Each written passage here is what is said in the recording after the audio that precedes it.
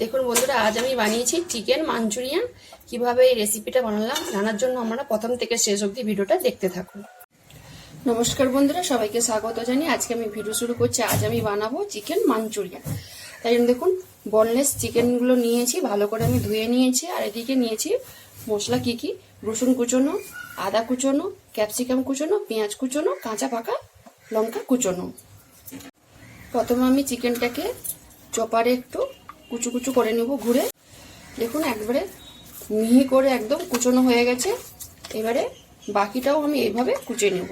সব চিকেনটা কিন্তু আমি একদম মিহি করে কুচিয়ে নিয়েছি।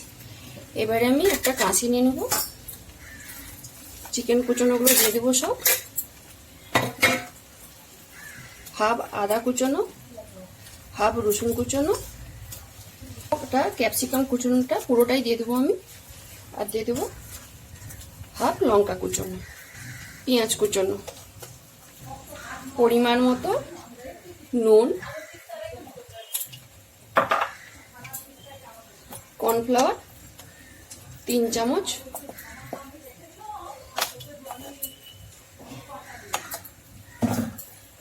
দু চামচ মতো ময়দা, আর সামান্য একটু হলুদ গুঁড়ো।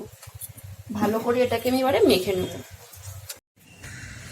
ভালো করে মেখে নিয়েছি। এইবারে গোল গোল করে নেব আমি এইভাবে বলের আকারে।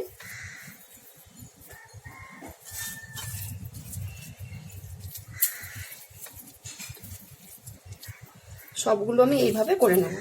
আর আপনারা কর্নফ্লাওয়ারের ভাগটা একটু বেশি রাখবেন আর ময়দার ভাগটা কম রাখবেন। সব চিকেন মাঞ্চুরিয়ান বলগুলো আমি তৈরি করে নিয়েছি। আপনারা এর মধ্যে পেঁয়াজ ছাইও দিয়েও মাখাতে পারেন। এবারে আমি চিকেন মাঞ্চুরিয়ান বলগুলো ভেজে নেব। তেল ভালো করে গরম করে নিয়েছি, এবারে ভেজে নেব।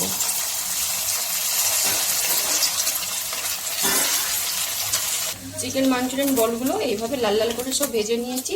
এইভাবে সব মাঞ্চুরিয়ান বলগুলো ভেজে আমি তুলে নিই। চিকেন মাঞ্চুরিয়ান বলগুলো সব ভেজে আমি তুলে নিয়েছি। ওই ভাজার তেলে আমি এবারে দিয়ে দেবো রসুন কুচি, আদা কুচোনো আর লঙ্কা কুচোনো। এবারে আমি বাটির মধ্যে একটু সস গুলে নেব। দেখুন, রেড চিলি সস,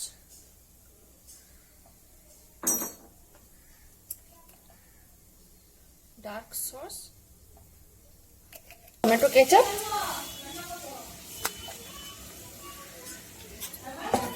আর দিব একটু ভিনিগার। ভালো করে একটু জল দিয়ে আমি গুলে নেব। আদা রসুন লঙ্কাটা ভালো করে একটু লাল লাল করে ভেজে নিয়েছি। এবারে গুলে রাখা আমি সসটা দিয়ে দেবো। পরিমাণ মতো একটু নুন দিয়ে দেবো,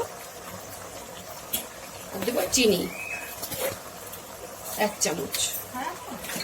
সস দিয়ে কিছুক্ষণ আমি একটু কষিয়ে নিয়েছি। এইবারে ভেজে রাখা চিকেন মাঞ্চুরিয়ান বলগুলো সব দিয়ে দেবো।